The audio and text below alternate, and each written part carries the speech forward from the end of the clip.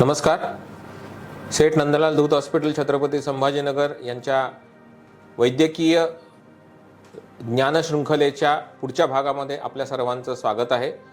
मागच्या वेळेला आपण या हॉस्पिटलचे वरिष्ठ फिजिशियन आणि ICU incharge doctor Amol Kulkarni यांच्याशी संवाद साधला होता.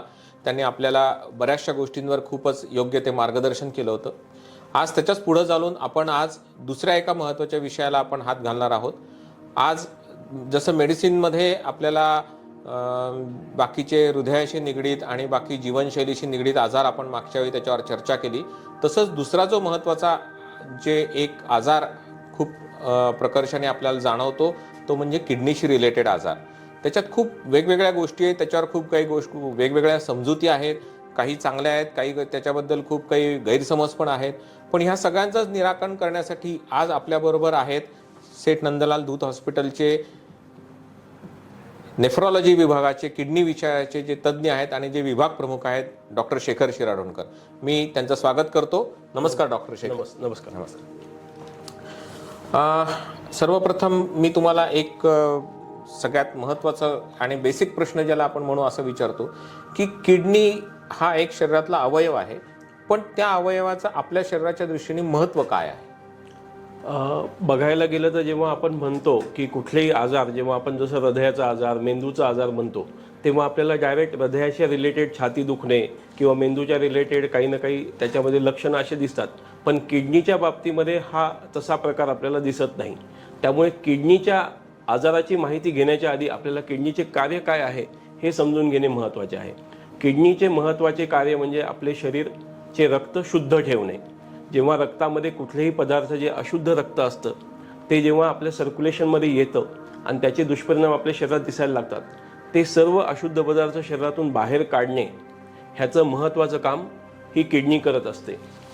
किडनीचं जे सगळ्यात आपण महत्त्वाचं कार्य म्हणतो म्हणजे युरिया, क्रिएटिनिन यासारखे जे विषारी पदार्थ असतात जे आपल्या शरीराला नको आहेत ते लघवीद्वारे काढून टाकणे हे सगळ्यात महत्त्वाचं कार्य आहे. दुसरं महत्त्वाचं कार्य म्हणजे आपल्या शरीरामध्ये लागणारं जे हिमोग्लोबिन आहे, जे रक्त आपण ज्याला म्हणतो, तर त्याचं प्रमाण वाढवण्यासाठी सुद्धा जे लागणारं हॉर्मोन आहे ज्याला आम्ही इरिथ्रोपोएटिन नावाचं एक हॉर्मोन म्हणतो, ते सुद्धा किडनी तयार करते आणि त्याद्वारेच आपल्या शरीरामध्ये हिमोग्लोबिन बनतं. तिसरं महत्त्वाचं किडनीचं कार्य म्हणजे व्हिटॅमिन डीला कार्यक्षम करणे. आपल्या शरीरात व्हिटॅमिन डी हे काही पदार्थांच्या सेवनामुळे किंवा आपल्या स्किनमधून जेव्हा आपण म्हणतो की सूर्यप्रकाशाद्वारे पण आपल्या शरीरात व्हिटॅमिन डी तयार होते, पण हे कार्यक्षम होण्यासाठी किडनीमध्ये त्याचा काहीतरी एक विशिष्ट बदल व्हायला पाहिजे आणि तो फक्त नॉर्मल किडनीच करू शकते. चौथं महत्त्वाचं कार्य म्हणजे आपल्या शरीरातील पाण्याचं आणि विविध जे क्षार असतात, सोडियम, पोटॅशियम म्हणा, ह्याचेसुद्धा संतुलन ठेवणे आणि त्याचं व्यवस्थित एक बॅलन्स ठेवून कार्यक्षमता शरीराची वाढवणे ह्याचं पण काम किडनी करत असते. आणि पाचवं जे महत्त्वाचं कार्य आहे ते म्हणजे आपल्या शरीरातील रक्तदाब नियंत्रणात ठेवण्याचं काम ही किडनी करत असते. जरी आपण किडनी किंवा रक्तदाब म्हणलं की आपण बरेच डॉक्टर किंवा पेशंट हे सगळे हृदयरोग तज्ज्ञाकडे बघतात किंवा हे ब्लड प्रेशरचा आजार आहे, पण ॲक्च्युअल तो होतो हे किडनीमध्ये जे क्षार किंवा पाण्याचं जे असंतुलन होतं त्यामुळे ते ब्लड प्रेशरचे आजार उद्भवतात. त्यामुळे किडनीचं हे महत्त्वाचं कार्य आहे की जेणेकरून आपल्याला रक्तदाब हा नियमित ठेवता येतो. शरीरातल्या दोन्ही किडन्या बहुतेक शरीरातल्या सर्व गोष्टींशी त्याचा काही ना काहीतरी स्वरूप संबंध आहे. आता ज्यावेळी किडनी विकार आपण म्हणतो किंवा किडनीशी निगडीत काही आजार आहेत, तर ह्याची लक्षणं रुग्णांना किंवा नातेवाईकांना काय स्वरूपात प्रामुख्याने दिसून येतात? जसं आता मी म्हणालो की जसं आपल्या पहिल्या प्रश्नात आपण बघितलं किडनीचे कार्य काय आहेत. समजा हे कार्य बिघडले तर काय होऊ शकते हेच सगळे आपल्याला लक्षणाद्वारे दिसते. जसं आपण म्हणालो होतो की पाणी आणि क्षार हे किडनी आपले संतुलन ठेवत असते. जर का ती ठेवू शकली नाही तर शरीरामध्ये लघवीचं प्रमाण कमी होतं. सगळ्यात पहिलं महत्त्वाचं जे लक्षण पेशंटला जाणवतं, एक तर लघवी कमी होते किंवा लघवीमध्ये फेस येणे, ही लक्षणे सगळ्यात पहिली दिसतात. मग जेव्हा लघवी होत नाही तेव्हा शरीरामध्ये पाण्याचं प्रमाण वाढायला लागतं. मग अशावेळी शरीरावर सूज यायला लागते. त्याच्यामध्ये महत्त्वाचं म्हणजे जेव्हा पेशंट झोपेतून उठतो तेव्हा त्यांना चेहऱ्यावर किंवा डोळ्याभोवती सूज आलेली दिसते. जसा जसा दिवस जातो तसं ते चालतात किंवा बसतात, उठतात, तर त्याच्यामध्ये हळूहळू ही सगळी सूज पायाकडे सरकायला लागते आणि दिवसाच्या शेवटी पेशंटला बऱ्याच वेळा पायावर किंवा घोट्यांवर सूज आलेली दिसते. हे सगळ्यात महत्त्वाचं लक्षण आहे. तिसरं म्हणजे जेव्हा किडनीचं कार्यक्षमता अजून कमी होते आणि हे युरिया, क्रिएटिनिन लेवल वाढायला लागतात, तेव्हा मग त्याचा मेंदूवर परिणाम होऊन पेशंटची जेवणाची इच्छा पण खूप कमी होते. म्हणजे जेवण न जाणे, उलटी होणे, मळमळ होणे ह्या लक्षणंसुद्धा आपल्याला किडनीच्या आजारामध्ये दिसतात. चौथं लक्षण म्हणजे बऱ्याच वेळा जे काही आपल्या शरीरातलं ॲसिड असतं त्याचं पण नियंत्रण किडनी करत असते आणि ते जर का व्यवस्थित झालं नाही तर शरीरातली ॲसिडिटी पण वाढते. त्याची सुद्धा लक्षणं बऱ्याच वेळा दिसतात. बऱ्याच वेळा पेशंट पोटाचे लक्षणं घेऊन आमचे शेवटी किडनीचे रिपोर्ट तपासणी झाल्यानंतर त्यांना कळतं की हे किडनीचा आजार आहे, हा जठराच्या किंवा पोटाच्या रिलेटेड नाही आहे. बाकी दुसरे लक्षणं म्हणालं तर त्याच्यामध्ये एक तर जेवण वगैरे न गेल्यामुळे अशक्तपणा वाढतो. जसं आपण म्हणालो की किडनी हिमोग्लोबिन तयार करण्यासाठी मदत करते. जेव्हा हिमोग्लोबिन शरीरात बनत नाही, हिमोग्लोबिन ची कमतरता जाणवते, तेव्हा पेशंटला थकवा जाणवणे, चाललं तर दम लागणे आणि त्याची कार्यक्षमता कमी होणे असे पण लक्षणं दिसतात. आणि जेवणाची इच्छा कमी झाल्यामुळे त्यांच्या झोपेमध्ये सुद्धा त्याचा बदल होतो. झोप अनियमित होते. जे पेशंट ज्यांना पूर्वी कधी उच्च रक्तदाब नव्हता असे बरेचसे पेशंट उच्च रक्तदाबाने सुद्धा आमच्याकडे येतात. जेव्हा पण आम्ही तरुण एखाद्या रुग्णामध्ये उच्च रक्तदाब दिसतो त्यावेळी आम्ही त्यांचं विशेष करून आपण किडनीची तपासणी करून घेणं गरजेचं असतं.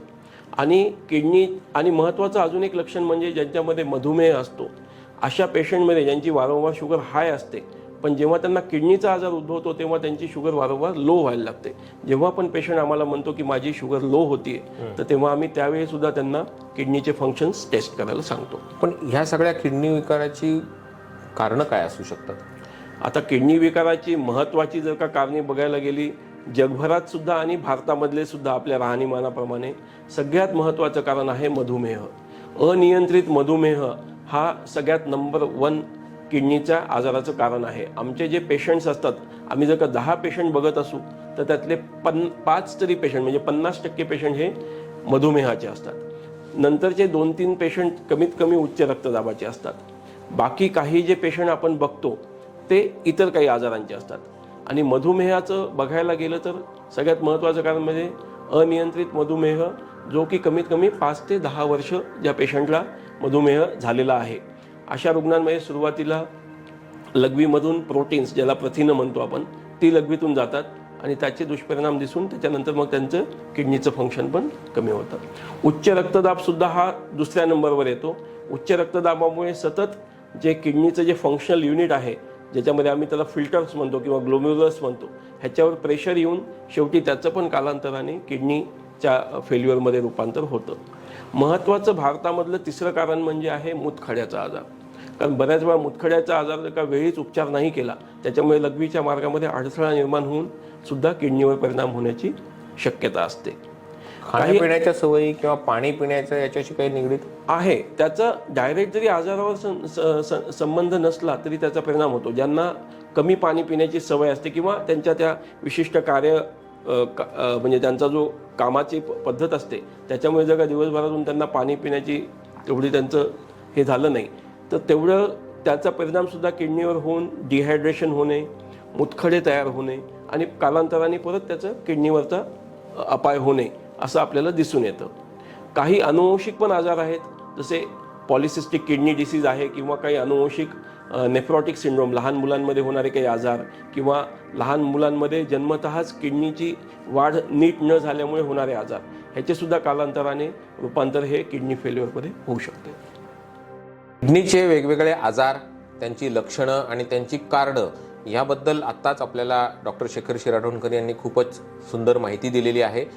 ह्या कार्यक्रमाचा उर्वरित भाग आपण परत पुढच्या भागामध्ये बघणार आहोत. त्याच्याकडे लक्ष असू द्या. धन्यवाद.